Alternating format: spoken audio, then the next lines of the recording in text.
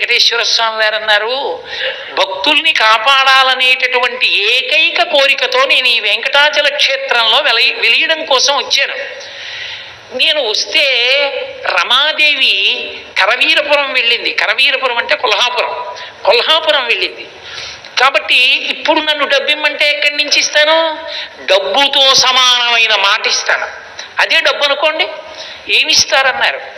ప్రథమం దర్శనం చ స్యాత్ నైవేద్యం క్షీరసేచనం.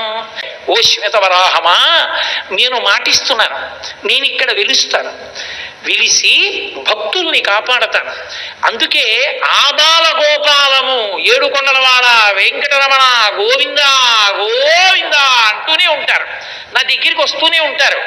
వచ్చిన మొదట నా దర్శనం ఎవడు చేశాడో, మిమ్మల్ని వదిలిపెట్టి నన్ను చూసి వెళ్ళిపోయిన, మిమ్మల్ని వదిలి నన్ను చూసి మిమ్మల్ని చూసిన వాడు రాలేదు.